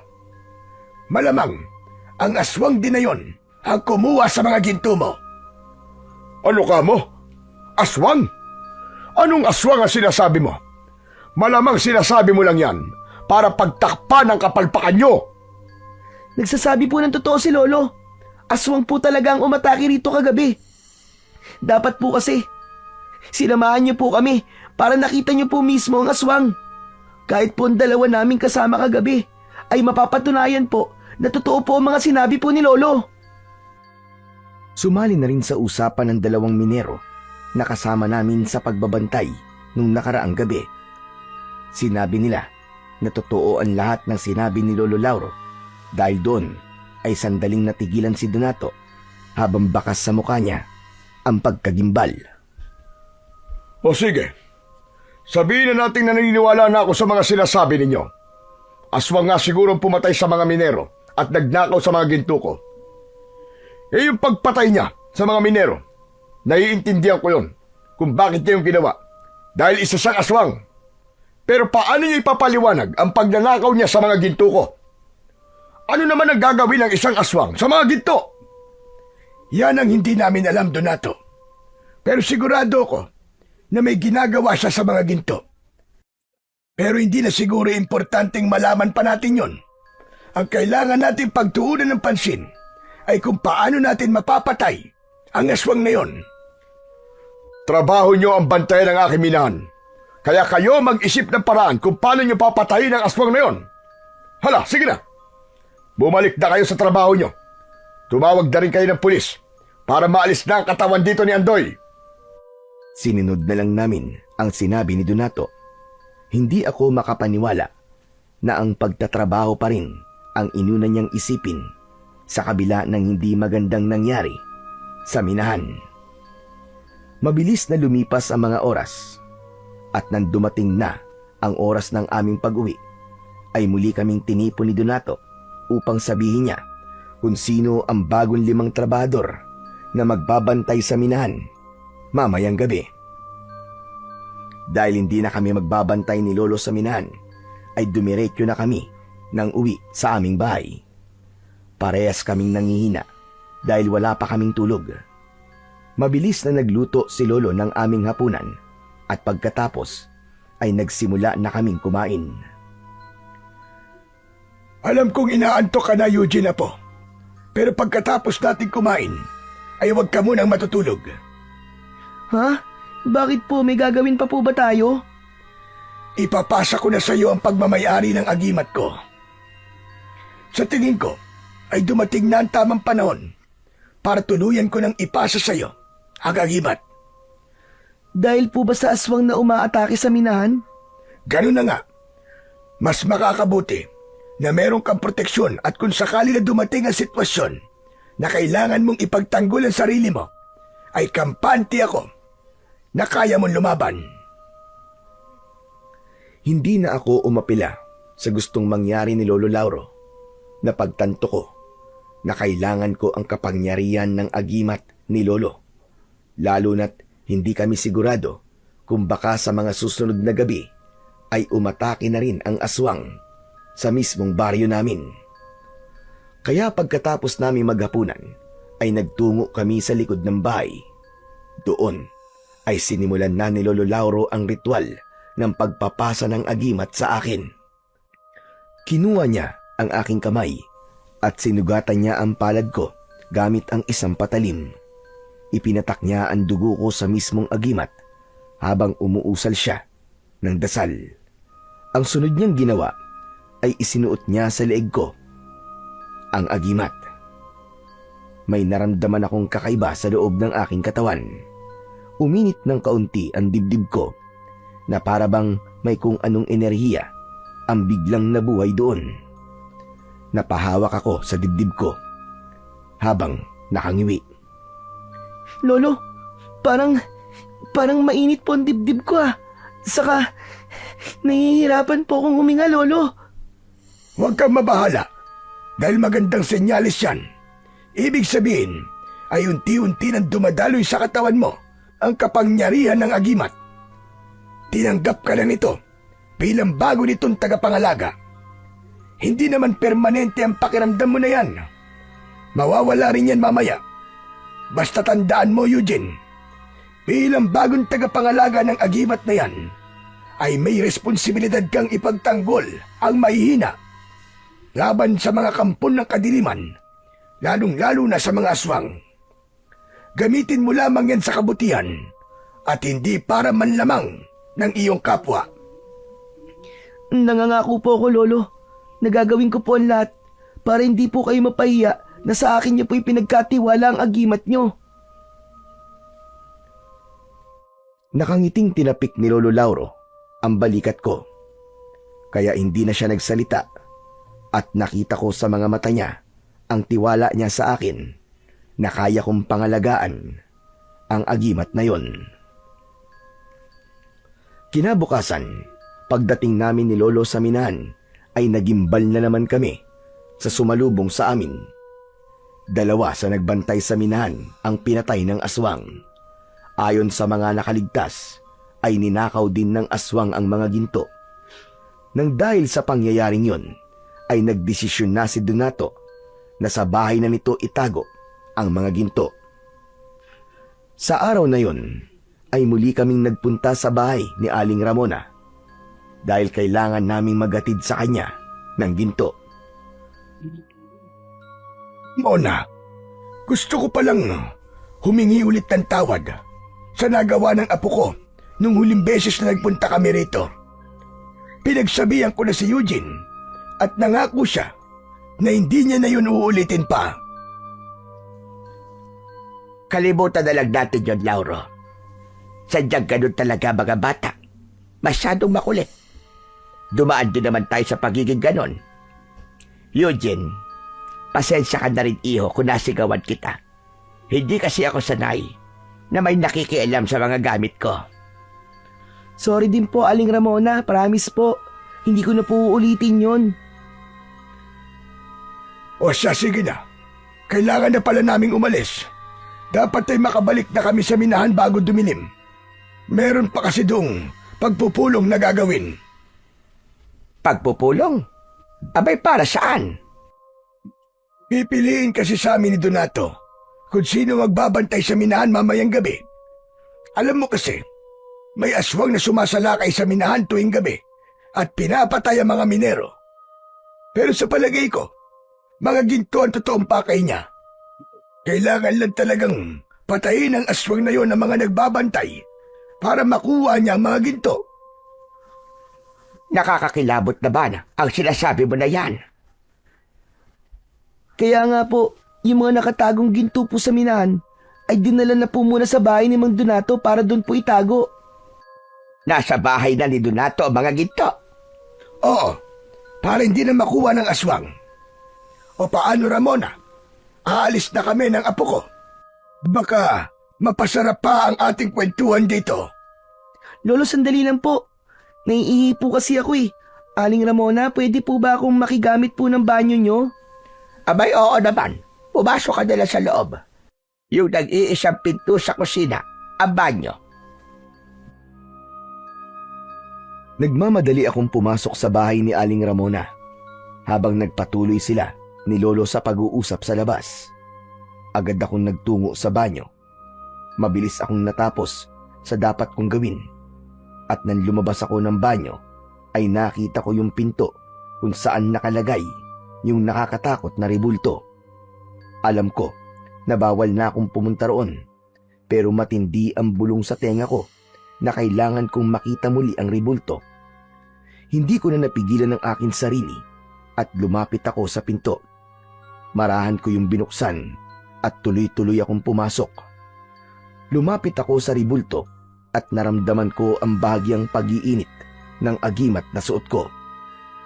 Dumako ang mata ko sa mga gintong nasa paanan ng rebulto at napansin ko na mas dumami na ang mga yon.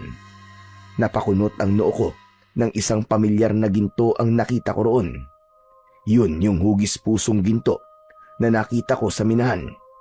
Kinuha ko yun upang makita ko yun ng malapitan. Hindi ako pwedeng magkamali. Ito nga yung gintong nakita ko sa minahan. Ito yun. Pero, bakit nandito to? Naputol ang aking pag-iisip nang marinig ko ang pagtawag ni Lolo Lauro sa akin. Inilagay ko sa bulsa ng aking short ang hugis pusong ginto. Nagmamadali akong lumabas ng silid na yon at isinarado ko ang pinto. Lumabas na ako ng bahay ni Aling Ramona at lumapit ako kay Lolo. Bakit ang tagal mo naman? Baka mamaya Nakialam ka na naman ang kung ano sa loob ah. Hindi po, Lo.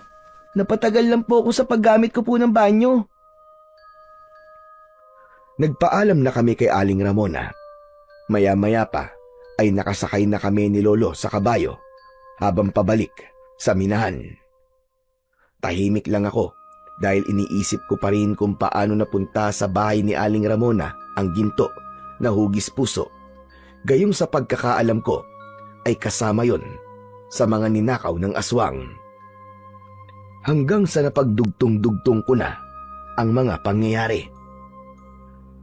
Lolo, sa tingin ko po, kilala ko na po kung sino ang aswang. Ha? Anong sinabi mo? Yung aswang po na umaatake sa minahan at yung nagnanakaw po ng mga ginto. Kilala ko na po kung sino siya.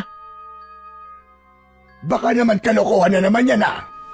O sige, sino ba ang aswang?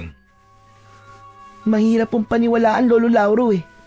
Pero sigurado po ako 100% na si Aling Ramona po ang aswang. Sabi ko na nga ba't kalokohan na naman yung sasabihin mong bata ka eh. Ano't sinasabi mo na aswang si Ramona? Lo, totoo po ang sinasabi ko. Maniwala po kayo sa akin. Aswang po talaga si Aling Ramona. Napaka-imposible niya sinasabi mo, Eugene. Paanong si Ramona ang aswang na umaatake sa minahan? Kinuha ko sa bulsa ng short ko ang hugis pusong ginto at ipinakita ko yon kay Lolo Lauro. Oh, bakit nasa iyo pa rin ang gintong yan? Hindi ba sabi ko sa'yo, ilagay mo yan dun sa lagayan ng ginto? Kaya nga po, inilagay ko naman po ito dun sa lagayan ng ginto eh. Hindi po ba nakita niyo yun? Matapos po nating magbantay, umatake po uli yung aswang nang sumunod po na gabi sa minahan at ninakaw po ng aswang na yon ng mga ginto. Kasama po sa mga gintong yon ang hugis pusong ginto na hawak ko ngayon. At alam niyo po ba kung saan ko po ito nakita? Doon po sa paanan ng nakakatakot na ribulto sa bahay po ni Aling Ramona. Ano? Sinasabi ko na nga ba't may ginawa ka na namang kabalbalan sa loob ng bahay ni Ramona? Kaya ang tagal-tagal mo lumabas. Ikaw talaga, napakatigas talaga ng ulo mong bata ka. Lolo, wag niyo na pong pansinin kung nakialam po ako sa bahay ni Aling Ramona. Ang importante po ay alam na po natin kung sino po ang aswang. Nung nakita ko po kasi kanina yung pinto po ng kwartong kinaroroonan po ng ribulto, ay para po may bumubulong sa akin na pumasok po ko ron. Malakas po talaga ang pakiramdam ko na ang diwa ng agimat ang gumawa nun para malaman ko po ang katotohanan.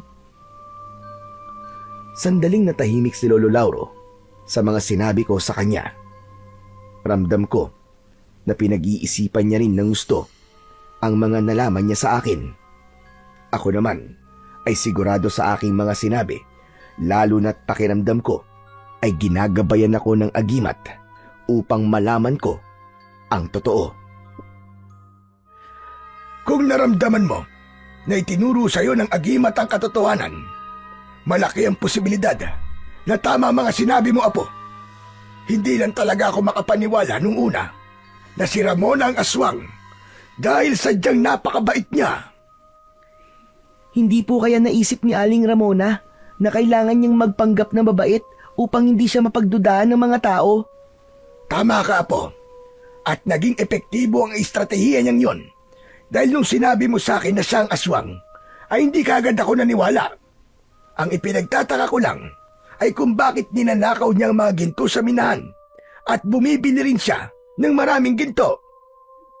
Hindi po ba sabi ko po sa inyo ay nakita ko na doon po sa paanan ng ribulto ang daming ginto. Hindi po kaya hindi naman talaga niya binibenta yung mga ginto. Baka po inaalay niya doon sa ribulto. Baka po yung ribulto na yon ang itinuturing niyang Panginoon. Tama ka. Malaki ang posibilidad na ganun nga, Apo. Sayang, magaan pa naman sana ang loob ko sa kanya. Tapos malalaman natin na kampun pala siya ng kadiliman at isa siyang aswang. Kaya nga po, Lolo ramdam ko po talaga na may gusto po kayo kay Aling Ramona Pag-ibig na po sana. Naging bato pa. Tumigil ka na nga dyan. Talagang nagawa mo pa magbiro. Joke lang po, Lolo. Pero seryoso, ano na pong gagawin natin ngayon? Naisip ko, na kailangan nating magbantay sa minahan mamayang gabi. Panahon na para patayin mo ang aswang apo. Po? Hala, bakit po ako? Hindi ba't nasa iyo na ang agimat ko? Yan ang gagamitin mo para labanan si Ramona. Pero talagang mamayang gabi na po kagad. Ni hindi niyo pa nga po ako natuturuan kung paano po makipaglaban eh. Sinabi ko na sa'yo na ang agimat ang gagabay sa'yo. Hanggat suot mo yan, ay ikaw ang kinikilala niyang tagapangalaga at gagabayan ka niya, lalo na kapag nakikipaglaban ka na sa mga aswang. Natatakot po ako. Pero mukhang wala na po akong magagawa kundi gawin po ang sinabi niyo. Marami na pong pinatay si Aling Ramona na mga minero. At kapag hindi po natin siya pinatay, ay paniguradong madadagdagan pa po ang mga biktima niya. Kaya nga kailangan na natin kumilos kagad na po, bago pa mahuli ang lahat. Binilisan na ni Lolo Lauro ang pagpapatakbo sa kabayo. Hindi nagtagal ay nakarating na kami sa minahan. Nakatipon na ang mga minero at nasa unahan na ng mga yon si Donato. Lumapit na kami ni Lolo sa kanila. Mabuti naman at dumating na kayong dalawa. Kayo na lamang ang hinihintay namin. Ngayon, ay sasabihin ko na ang 5 tao na magbabantay mamayang gabi. Gagawin ko ng 100,000 piso gantimpala sa makakahuli sa aswang dahil masyado na malaki ang perwisyong nagagawa niya sa aking negosyo. Umugong ang bulungan ng mga trabador. Narinig ko sa isang lalaki na kahit gawin pang 1,000,000 piso ang gantimpala ay hindi ito magbabantay sa minahan. Anito ay mahal pa nito ang buhay niya at ayaw niyang matulad sa mga naunang pinatay ng aswang. Hanggang sa nagkaroon ng lakas ng loob ang mga trabador na sabihin kay Donato na ayaw nila na magbantay sa minahan dahil natatakot sila sa aswang. Magkakasabay na umalis ang mga trabador pero nanatili kami ni Lolo Lauro sa aming kinatatayuan. Sige! Umalis kayo lahat! Mga duwag!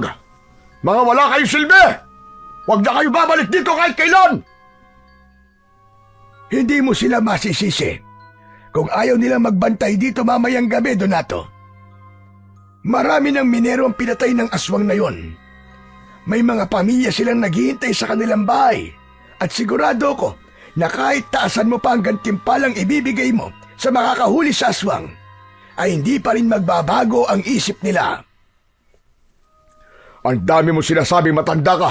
Kayong dalawa, ano pang ginagawa niyo rito?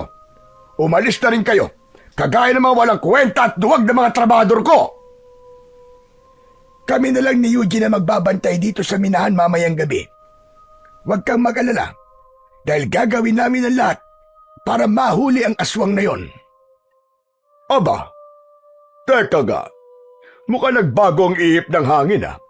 Nung una, ay ayaw mong pagbantayin si Eugene dito sa minahan, tapos ngayon, biglang ikaw na mismo ang gustong isama siya sa pagbabantay. Alam ko na. Dahil sa dinoble ko na ang gantimpala, tama ba ako? Hindi na ito tungkol sa pera, Donato. Sa totoo lang, wala kaming pakialam ng apo ko sa kahit na anong ibibigay mo na gantimpala. Para na ito sa mga minerong pinatay ng aswang na yon. Gagawin namin ito para matigil na ang patayan sa minahan na ito. Masyado kayata nagpapakabaya ni Lauro. Pero duda pa rin ako na kaya niyong patayin ang aswang na yon. Isang matanda at isang bata. Aba, anong laban niyo sa aswang? Pero ayos na yan, kesa walang magbantay ngayong gabi dito sa minahan ko. O siya sige, galingan niyo ang pagbabantay at ipagdasal niyo na sikatan pa kayo ng araw. Ngumisi si Donato at sumakay na siya sa kanyang kabayo. Dala na rin niya ang mga gintong nakuha sa minahan sa araw na yon. Sinundan namin ni Lolo ng tingin ang papalayong si Donato hanggang sa mawala na siya sa aming paningin. Grabe no? Ang sama-sama po talaga ng ugali naman Donato na yan. Imbis na matuwa siya dahil nagpresenta tayo na magbantay dito sa minahan, ay insulto pa po niya tayo. Hayaan mo na, Apo. Ipakita na lang natin sa kanya na magtatagumpay tayong tapusin ang kasamaan ng aswang na yon.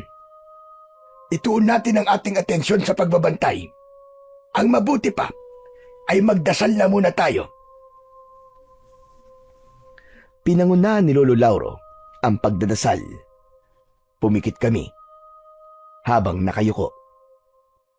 Panginoon, gabayan niyo po kami ng aking apo na si Eugene ngayong gabi. Patatagin niyo po sana ang aming kalooban upang magawa po naming harapin ang panganib na maaari naming suungin. Humihingi po ako sa inyo ng proteksyon at higit sa lahat, bigyan niyo po ng tapang at lakas ng loob ang aking apo kung sakaling makakaharap niya ang kampon ng kadiliman na aswang mamayang gabi. O Panginoon, o Hari ng lahat, itinataas namin ang lahat sa inyo. Alam ho namin na hindi mo kami pababayaan.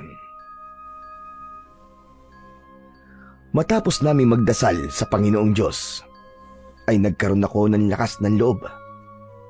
Inisip ko na kahit nakakatakot at mapanganib ang magiging gabi namin sa loob ng minahan, ay kailangan kong maging matapang. Kailangan maging buo ang loob ko. Kailangan ng mapatay ang aswang upang wala ng buhay ang mawala ng dahil sa aswang. Agad naming kinain ni Lolo Lauro ang pagkain para sa magbabantay sa minahan. Habang nakaupo ako sa ibabaw ng bato sa labas, ay lumapit si Lolo sa akin at inabot niya sa akin ang isang itak. Sinabi niya na yun ang gagamitin kong sandata kung sakaling magpakita sa gabing yun ang aswang. Lolo, paano po? Kumapatay po tayo ng aswang, gaya po ng nangyari sa mga ibang minero. Apo, huwag kang mag-isip ng ganyan. Ang isipin mo ay ang tagumpay natin. Isipin mo, kapag napatay natin ang aswang na yon, ay magiging normal na ulit ang lahat dito sa minahan at wala nang mapapahamak na tao gawa ng aswang. Hindi ko po kasi maiwasang mag-isip, Lo, na baka may masamang mangyari po sa atin. Lalo na't kung sakali po, ay ito po ang unang beses na lalaban po ko sa isang aswang. Hindi ko po akalain, Lo, na sa edad ko pong ito ay magkakaroon na po ko ng ganito kabigat na responsibilidad. Alam mo, Eugene, Apo, normal lang sa isang tao na matakot. Pero tandaan mo na ang paglaban sa kasamaan ay wala sa edad o kasarian. Naniniwala ako na kaya mong gawin ang kayang gawin ng mas nakatatanda sa iyo, basta't manalig ka lamang sa iyong agimat at sa kapangyarihan ng ating Panginoong Diyos. Opo, maraming salamat po kasi palagi niyo pong pinapalakas ang loob ko. Dahil malaki ang tiwala ko sa iyo, Apo, hindi ko ibibigay sa iyo at ipagkakatiwala ang agimat na yan kung wala kang kakayahan na gamitin yan upang ipagtanggol ang kabutihan laban sa mga aswang. Matapos ang aming pag-uusap ng aking Lolo Lauro, ay nagpatuloy na kami sa pagbabantay sa loob ng minahan. Nilakasan ko ang aking pakiramdam upang kung sakaling nasa paligid na ang aswang, ay mabilis kong masasabi kay Lolo. Ngunit lumipas ang ilang oras at hindi pa rin nagpapakita sa amin ni anino ng aswang. Eugene, hindi ka ba binibigyan ng babala ng agimat mo kung narito na ang aswang? Wala ka bang nararamdamang kakaiba? Wala po, Lo. Hindi ko po nararamdaman yung aswang. Hindi po ba dapat nandito na po siya? Sa pagkakatanda ko po, ay ganitong oras po siya umatake nun eh. Tama ka. Yan nga rin ang ipinagtataka ko ngayon. Magkakasunod na gabi siyang umatake rito sa minahan. Kaya nakapagtataka na ngayong gabi ay hindi siya aatake. Bakit kaya? Ano kaya ang dahilan niya? Magsasalita pa sana ako nang may mainit na hangin na humampas bigla sa aking muka. Pakiramdam ko ay may bumulong sa akin na sinundan ng pagbilis ng tibok ng puso ko. Lolo, teka sandali lang. Naalala ko po. Hindi po ba sinabi po natin kay Aling Ramona na sa bahay na po ni Mang Donato dinadala mga gintong nakukuha dito sa minahan? Hindi po kaya wala pa rin po dito hanggang ngayon ng aswang ay dahil sa bahay po siya ni Mang Donato aatake para kunin po doon ang mga ginto. Diyos ko! Oo nga po. Tama ka. Kung ganun, ay kailangan natin magpunta sa bahay ni Donato at baka kung ano na nangyayari sa kanya ngayon. Halika, magmadali na tayo. Nagmamadali kaming sumakay ni Lolo Lauro sa kabayo na ginagamit namin sa paghahatid ng mga ginto sa iba't ibang baryo. Mabilis na pinatakbo ni Lolo Lauro ang kabayo dahil naghahabol na kami ng oras. Kahit alam naming masama ang ugali ni Mang Donato, ay hindi pa rin namin kayang hayaan na mamatay siya sa kamay ng aswang. Sa wakas, ay nakarating na kami sa labas ng bahay ni Mang Donato. Isa yung konkreto at malaking bahay na nakatayo sa isang malawak na lupain. Pagbaba namin ng kabayo, ay napansin kagad namin na nakabukas ang pinto ng bahay. Nahihintakutang nagkatinginan kami ni Lolo Lauro nang marinig namin ng pagsigaw ni Mang Donato mula sa loob ng kanyang bahay. Diyos ko po! Ito na! Tama nga sinabi mo, Apo! Nandito nga si Ramona! Nandito ang aswang! Tara na po, Lo! Iligtas po natin si Mang Donato! Baka mamaya ay mapatay siya ng aswang! Mabilis kaming tumakbo ni Lolo Lauro papasok sa malaking bahay ni Mang Donato. Patuloy naming naririnig ang pagsigaw ni Mang Donato mula sa ikalawang palapag. Umakyat kami sa hagdan at isang pintong nakabukas ang nakita namin. Pumasok kami sa pintong yon at tumambad sa amin si Mang Donato na sugatan at dugo ang nakahandusay sa sahig. Naliligo ito sa sariling dugo. Naroon din ng aswang na nakatayo sa paanan ni Mang Donato. Sabay na napatingin si Mang Donato at ang aswang sa amin ni Lolo. Mabuti't dumating kayo. Tulungan niyo ako. Papatayin ako ng aswang na yan. Tulungan niyo ako. Sabihin mo sa akin kung nasa na mga ginto mo at aalis na ako rito. Hindi ka maaaring umalis dito, aswang ka! Aling Ramona! Anong sinabi mo? Alam na namin na ikaw yan, Aling Ramona. Huwag ka na magkaila pa. Ikaw ang aswang na pumapatay sa mga minero at nagdanakaw ng ginto. Huli ka na! Hindi maaari ito. Paano niyong nalaman ang aking sekreto? Hindi na importanteng malaman mo pa. Pero isa lang ang sigurado kami ni Lolo. Ngayong gabi, matatapos na ang kasamaan mong demonyo ka! Nagpapatawa ka ba, batang paslit? Ano ang laban ng isang bata at matanda sa isang aswang na malakas na katulad ko? Hindi kayo ang tatapos sa akin. Hindi ako papayag na mapigilan niyo ako sa aking misyon. Kailangan ko ng maraming ginto upang ialay sa aking Panginoon, upang muli siyang mabuhay at makapagkasiksa ng lagim at kamatayan sa buong mundo. Hayop ka talaga! Hayop kang aswang ka! Sinasabi ko na nga ba at sumasamba ka sa demonyo!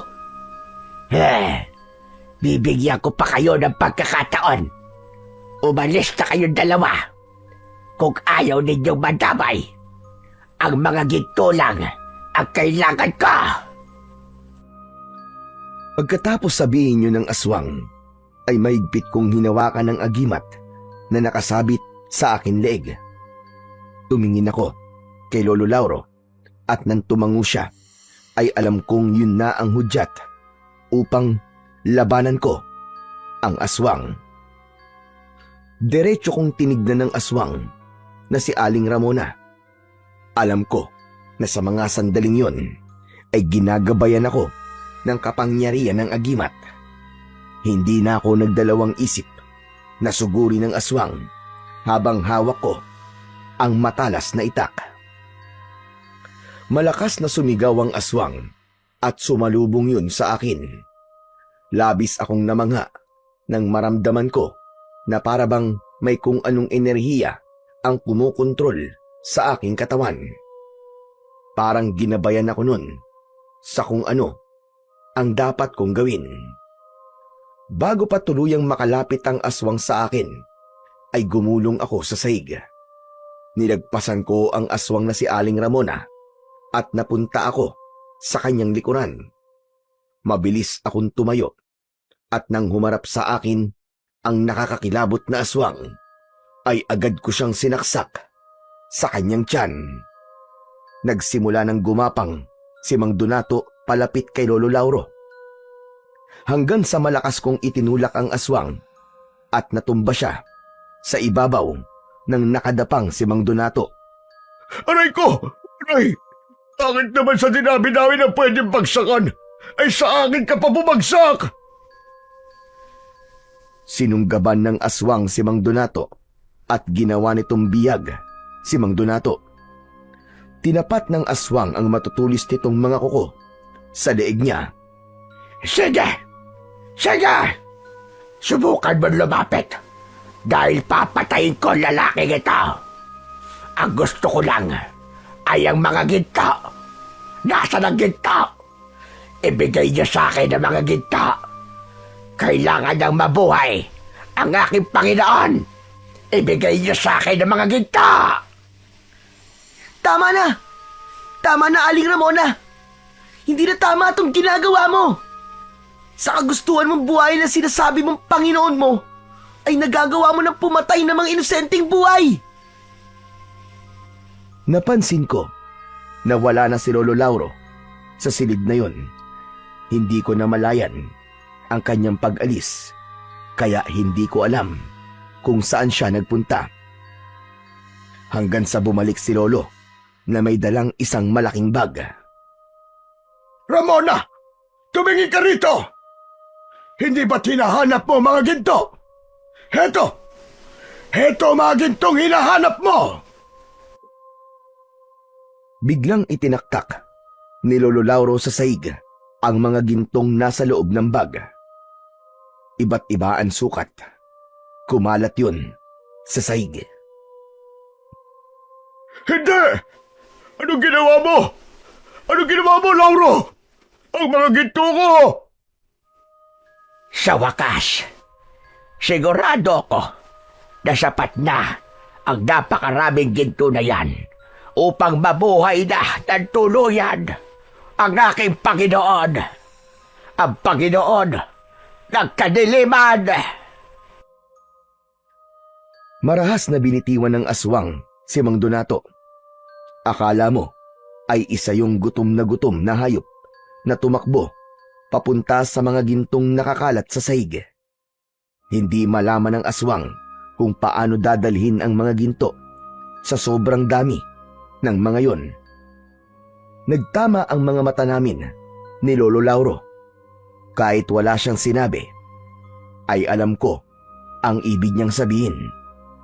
Habang abala ang aswang na si Aling Ramona sa pagkuha ng mga ginto sa sahig, ay maraan at tahimik akong naglakad papalapit sa kanya. Nang nasa likod na ako ng aswang, ay itinaas ko ang itak at hinawakan ko yun ng dalawa kong kamay. Naramdaman ko ang pagbalot ng malakas na enerhiya sa aking katawan at saka ko buong puwersang itinarak ang itak sa likod ng aswang. Umigik ang aswang na nagulat sa hindi inaasahang pag-atake na ginawa ko. Paghugot ko ng matalas na itak ay humarap pa sa akin ng aswang na si Aling Ramona at mabilis ko siyang giniritan sa leeg. Bumagsak sa sahig ang wala ng buhay na katawan ng aswang habang may mga ginto pa sa kanyang mga kamay. Hindi makapaniwalang tumingin ako kay Lolo Lauro. Lolo, wala na po ang aswang. Wala na po si Aling Ramona. Napatay ko na po siya. Napakahusay mo, Apo. Hindi talaga ako nagkamali nang ibigay ko sa iyo ang agimat dahil nagamit mo yan ng tama. Ipinagmamalaki kita, Apo. Teka lang, ano ba kayo? Pwede bang mamaya na kayo magkwentuhan? Tulungan niyo na muna ako rito. Doon lang namin naalala si Mang Donato. Tinulungan namin siyang makaupo sa isang upuan na gawa sa kahoy. Pambihira. Hindi ako makapaniwala na ikaw pa pala ang papatay sa aswang, Eugene. At mas lalong hindi ako makapaniwala na sa kabila ng hindi magandang pagtrato ko sa inyo, ay iniligtas niyo pa rin ako. Diyos ko, maraming salamat. Karapat dapat kong ibigay sa inyo ang ipinangako kong gantimpala. Hindi na po namin kailangan po ng gantimpala, Mang Donato. Masaya po kami ni Lolo na wala na po ang aswang at ligtas po kayo, Mang Donato. Hindi. Hindi pwedeng walang kapalit ang ginawa niyo sa akin. Kung hindi pera, ang gusto niyo ay magsabi lang kayo. Kahit na ano, ibibigay ko sa inyo. Sabihin niyo lang. Mang Donato, ang gusto lang po namin ni Lolo ay maging maayos na po ang pagtrato nyo sa mga trabahador nyo. Hindi po dahilan, Mang Donato, na nakaranas po kayo ng kalupitan noon para maging malupit din po kayo ngayon. Hindi pa po hulian lahat para magbago, Mang Donato. Mas masaya pong mabuhay kung wala ka pong sinasaktang ibang tao. Nang dahil sa sinabi ko na yon, ay napahagulgol si Mang Donato. Panay ang hingi niyang tawad sa amin ni Lolo Lauro. Hindi kami naging matigas ni Lolo at ibinigay namin kay Mang Donato ang kapatawaran dahil naramdaman namin ang taus-puso niyang pagpapakumbaba. Matapos kong mapatay ang aswang na si Aling Ramona, ay bumalik na sa normal ang operasyon sa minahan. Si Mang Donato, na dating mapang-abuso, ay nagbago na.